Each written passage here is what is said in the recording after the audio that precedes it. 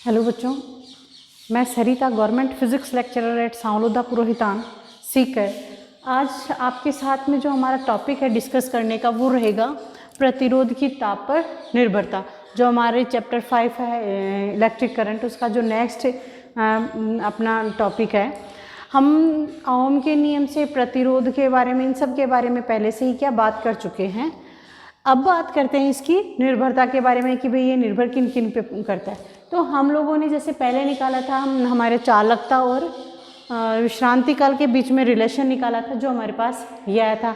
और प्रतिरोध का हमने कहा था कि जो प्रतिरोध होता है वो जो चालक तार ले रहे हैं उसकी लंबाई के समानुपाती, और एरिया होता है उसके क्या होता है, व्युत्क्रमानुपाती होता है। तो यहाँ से हमने R बराबर क्या लिया था, रो L अपॉन A लिया था।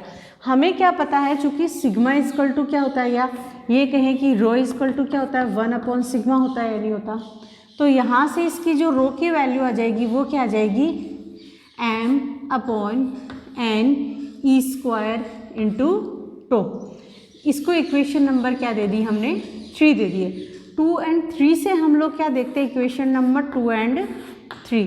रो की वैल्यू हम इसमें रख देते हैं, रो की वैल्यू रखी, रो की वैल्यू रखते ही हमारे पास क्या आ जाएगा, m l upon n e square a into 2। ये इक्वेशन नंबर क्या आ गई, 4। अब हम किसी चालक तार के लिए जैसे निकाल रहे हैं, प्रतिरोध निकाल रहे हैं, तो वो चालक तार की जो लंबाई होगी वो फिक्स रहेगी, यानी कि l की वैल्यू क्या हो जाएगी अपने पास, कांस्टेंट हो जाएगा। उसका जो मास है वो भी कांस्टेंट रहेगा, और जो n है वो भी कांस्टेंट रहेगा, और E की वैल्यू, इलेक्ट्रॉन्स की वैल्यू भी हमारे पास कांस्टेंट रहती है, और जो तार है उसका क्षेत्रफल भी क्या रहता है, कांस्टेंट। यानी इसके अंदर ये जो सारी की सारी वैल्यूज़ हैं वो क्या है, कांस्टेंट है। तो यहाँ से फिर हमने जब सारी वैल्यूज़ कांस्टेंट आने का मतलब जो R है वो किसके व्युत्क्रमानुपाती हो गया, 1 अपॉन टो के क्या हो जाएगा, व्युत्क्रमानुपाती। जो टो क्या कहलाता है, हमारा विश्रांति काल है। तो इससे हम क्या देखते हैं कि अब हम बात करते हैं किसी चालक के लिए कि जैसे ही हम उसका क्या टेम्परेचर बढ़ाते हैं, टेम्परेचर का क्या कर दिया हमने, बढ़ा दिया है। इस चीज़ को आप थोड़ा सा बस यहाँ से समझ लो, ये अगर आपकी समझ में आ रही है तो सारी चीज़ें आपके अपने आप क्लियर होती जाएंगी। जैसे ही हम किसी चालक तार के लिए ताप बढ़ाते हैं तो जो इलेक्ट्रॉन्स हैं उनमें उनकी गति क्या हो जाएगी, ज़्यादा हो जाएगी, यानी कि वो इलेक्ट्रॉन्स की वो वेग क्या होता है, अपवहन वेग होता है। अपवहन वेग हमारा क्या हो गया, Vd हो गया, नहीं हो गया, ठीक है।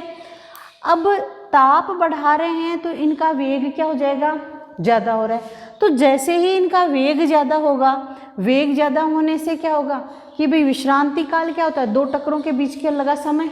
तो वेग ज़्यादा होने से वो जो समय है वो भी क्या हो जाएगा, उनका कम हो जाएगा। इसका मतलब जो टो है वो क्या हो जाएगा, कम हो जाएगा। अगर टो कम हो गया तो R क्या अपने आप ही बढ़ेगा या नहीं बढ़ेगा। तो यहाँ से बात क्या आती है हमारे पास कि अगर हम क्या कह रहे हैं, किसी चालक तार के लिए अगर उसका टेम्परेचर बढ़ा दिया जाता है, ताप बढ़ा दिया जाता है, तब उसके विश्रांति काल में तो क्या आती है, कमी आती है, और प्रतिरोध क्या है, बढ़ जाता है। ये हमारे पास यहाँ से ये एक लाइन में यहाँ से हमारे पास जो छोटे क्वेश्चन है वो पूछे जाने की ज़्यादा संभावना रहती है कि भाई अगर किसी चालक तार के ताप में वृद्धि करते हैं या ताप का क्या प्रभाव पड़ता है, उसी के लिए आता है जो हमारा टॉपिक है कि प्रतिरोध की ताप पर क्या है, निर्भरता है। तो प्रतिरोध की निर्भरता क्या रही कि अगर R का हमने T को क्या ताप बढ़ाया तो प्रतिरोध क्या हो जाएगा, बढ़ेगा। अगर T क्या करेंगे, यानी कि ताप कम करेंगे, तो प्रतिरोध का मान भी क्या होता जाता है, हमारे पास से कम होता जाता है। अब इसके बाद में हमने जो R की बात कर रहे हैं कि शुरुआत में अगर टेम्परेचर है, हम ये ले लेते हैं कि अगर जैसे शुरुआत कर रहे हैं हमारे पास, शुरुआत का मतलब T बराबर 0 डिग्री सेंटीग्रेड के ऊपर, कि T बराबर 0 डिग्री सेंटीग्रेड के ऊपर हमारे पास जो हमारा प्रतिरोध है वो क्या ले लें, उस चालक तार का R0 ले लेते हैं, ठीक है।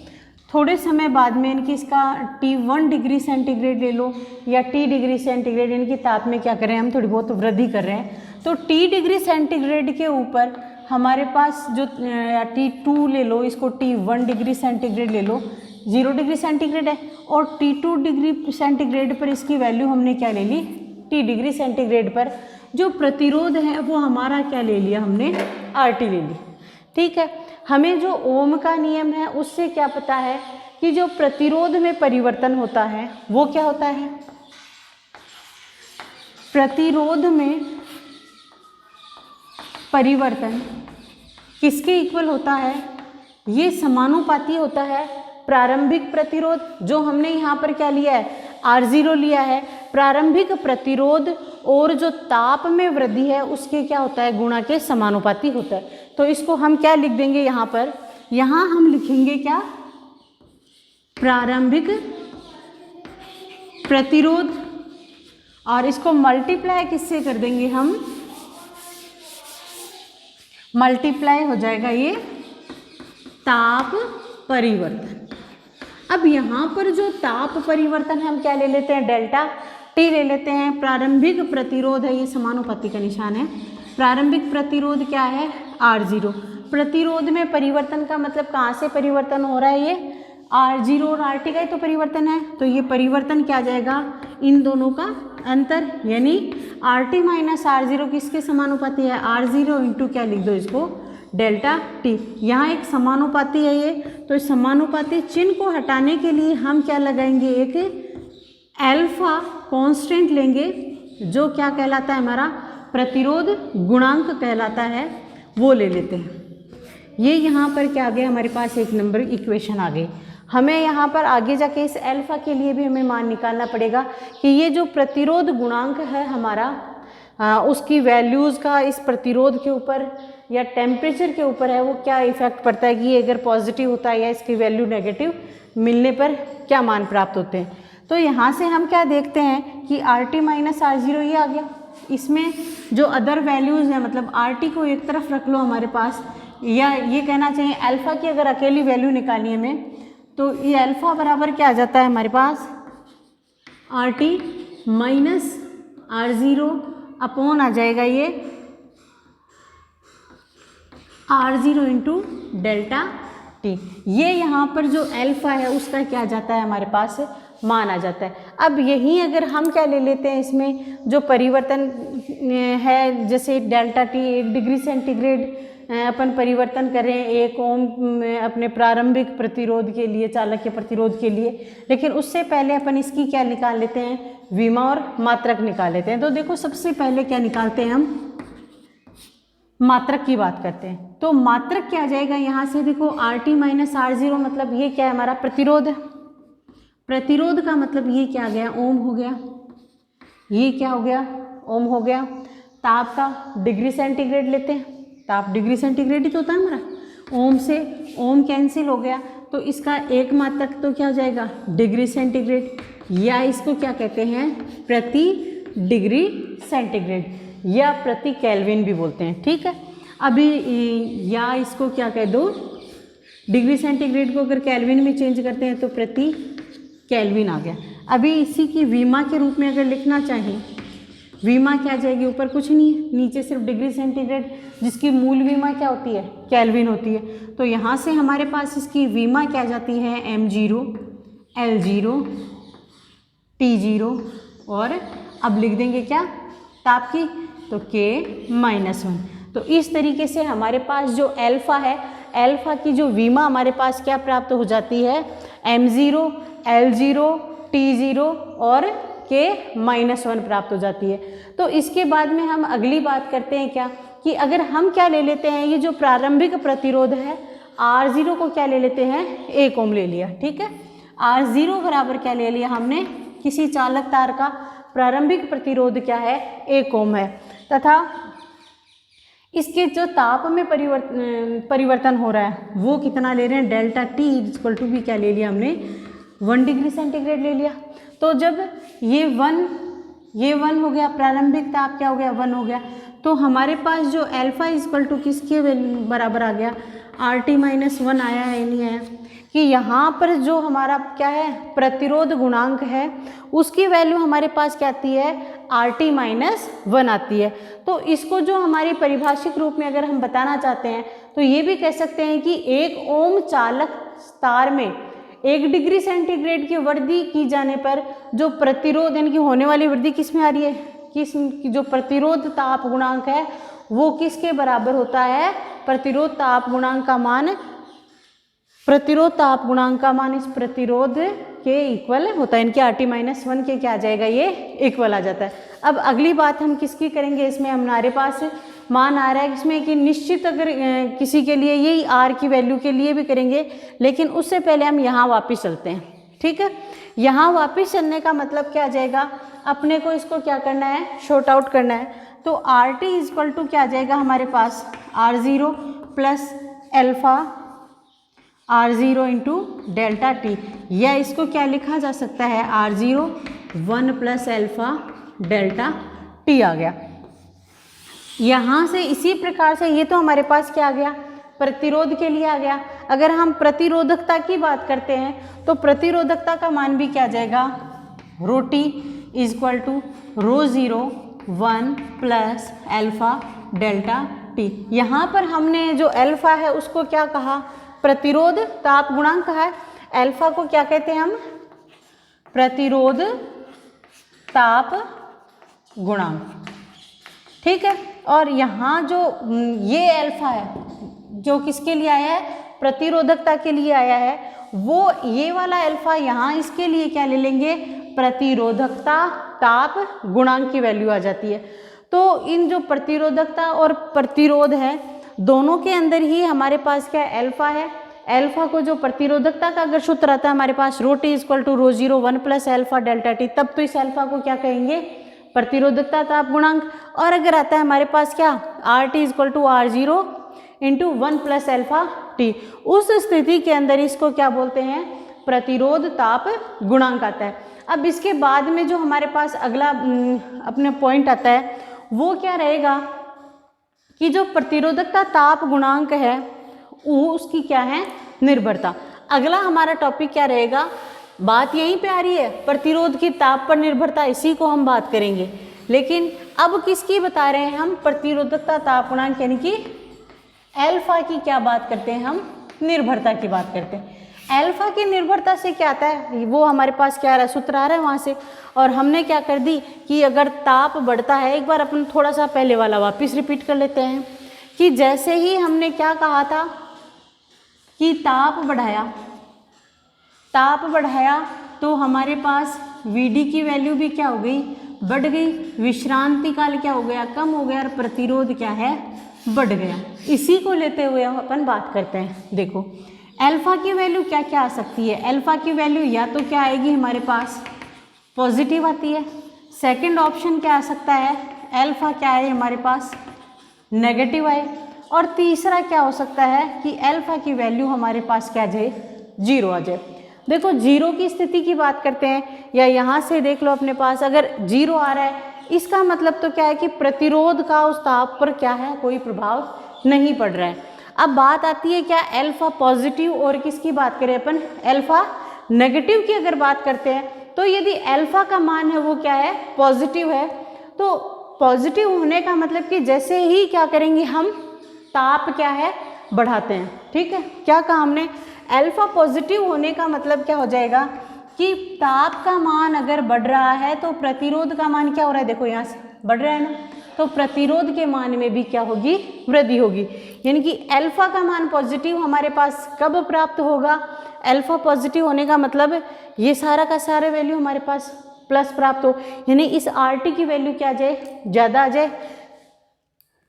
ये ज़्यादा आएगा तभी तो इनकी प्रारंभिक प्रतिरोध से ज़्यादा आएगा, तभी तो ये आएगी ना, यहाँ प्लस आ गया, और ये भी वैल्यू है क्या है हमारे पास पॉजिटिव वैल्यू आ जाए, इनकी दोनों का अंतर जाए पॉजिटिव, तब हमारे पास अल्फा पॉजिटिव आएगा। इनके ताप बढ़ाएंगे, 0 से ज़्यादा करेंगे तभी तो माइनस होकर हमारे पास प्लस आएगा, ताप बढ़ाएंगे तो हमारे पास क्या है, R की वैल्यू क्या हो जाएगी, वहीं अगर इसकी वैल्यू क्या आ जाती है हमारे पास नेगेटिव आ जाती है। नेगेटिव आने का मतलब क्या आ जाएगा कि अगर ताप बढ़ाते हैं तो हमारे पास R की वैल्यू है या प्रतिरोधकता या प्रतिरोध है, ये दोनों ही क्या आते हैं, कम होते हैं।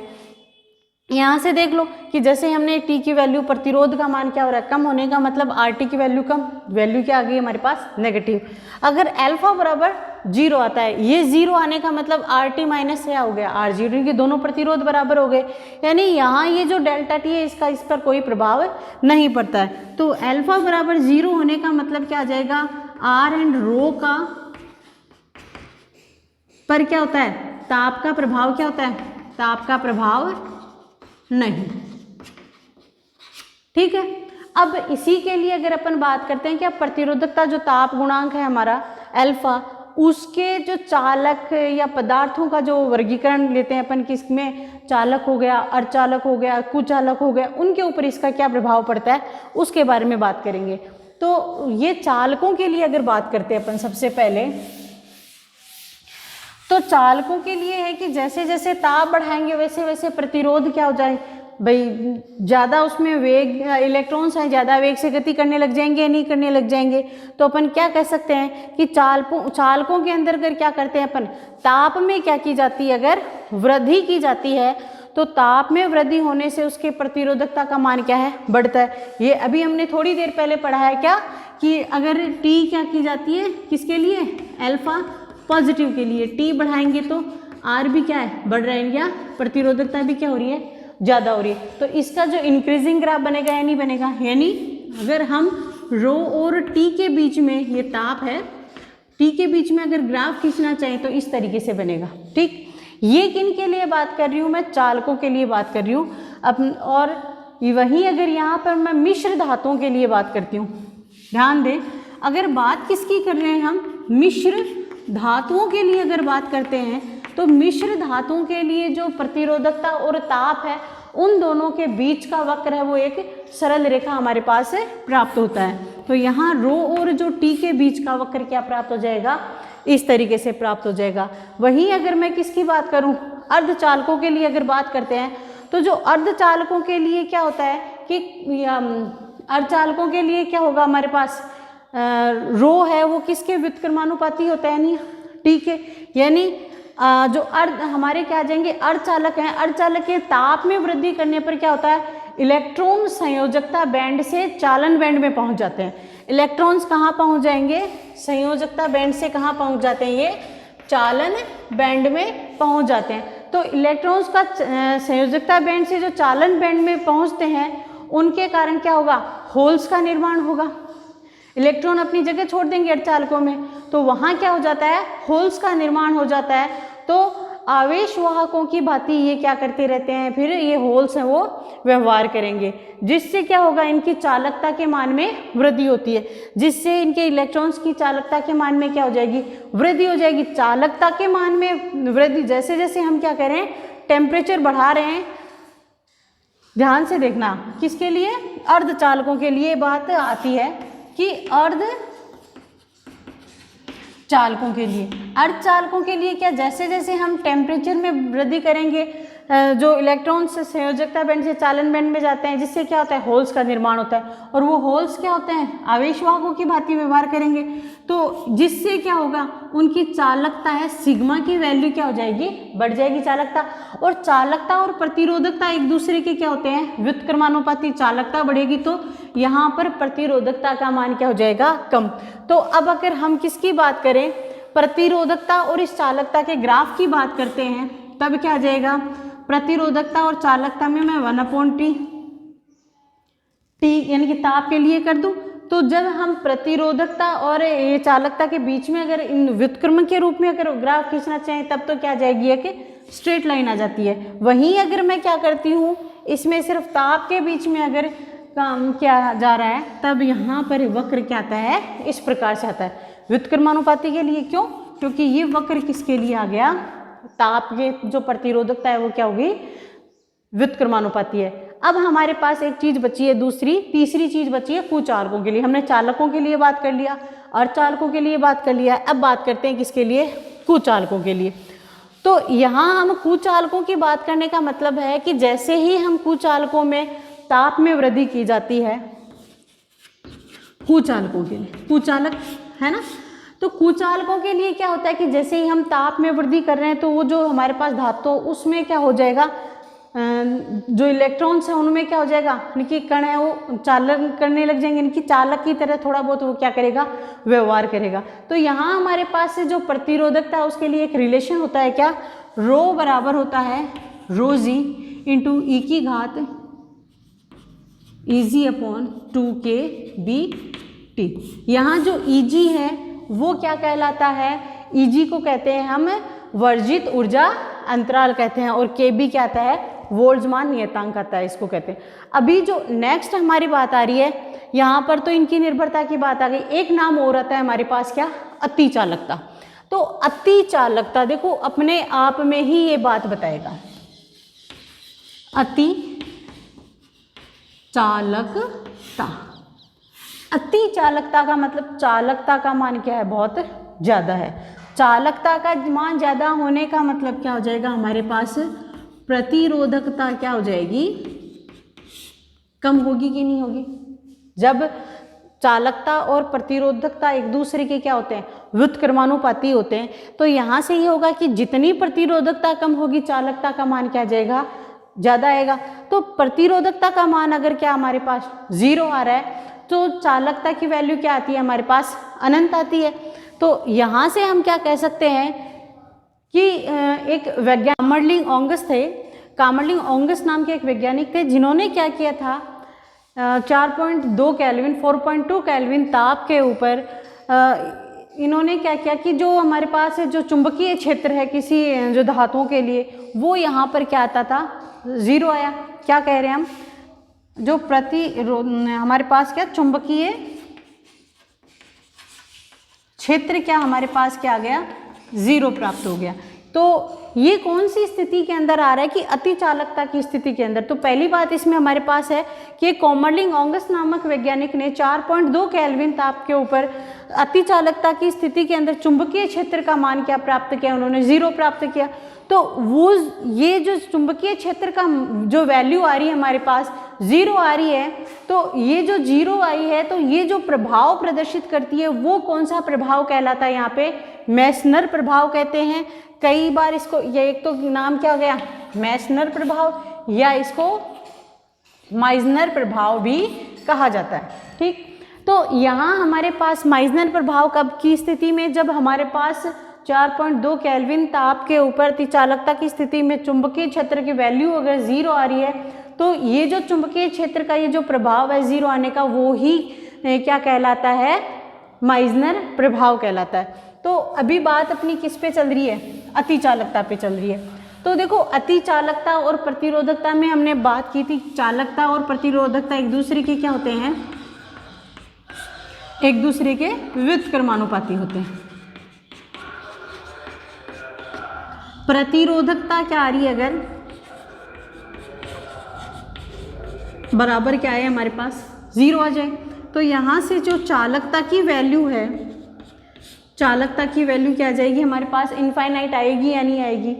तो यहाँ जो धातुएं हैं उनके लिए जो हमारे पास वैल्यूज़ आ रही हैं, जो 0 और चालकता की वैल्यू तो आ रही है अनंत, और प्रतिरोधकता की वैल्यू जो 0 आ रही है, उनके लिए हम ये कह सकते हैं कि जो धातु या मिश्र धातुओं के ताप में क्या कर दी जाती है, जब कमी कर जाती है। ये मैंने कहा कि 0 होती है, लेकिन 0 कौन सी स्थिति में ली थी हमने, अभी नेगेटिव वाली पोजीशन में ली थी ना। कौन सा था कि T की वैल्यू क्या ताप में क्या कर रहे हैं हम लोग, जो अल्फा की वैल्यू नेगेटिव आई थी, तब ताप में अगर वृद्धि की जाती है तो उसकी प्रतिरोधकता के मान में क्या आ रही है, इसमें कमी आ रही है।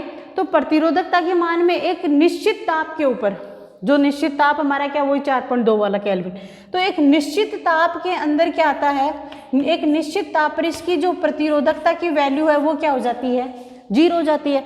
तो उस निश्चित ताप पर 0 होने का मतलब वहाँ जो चालकता की वैल्यू क्या आ जाती है, अनंत प्राप्त होती है। तो वो ही स्थिति क्या कहलाती है, अति चालकता की स्थिति कहलाती है।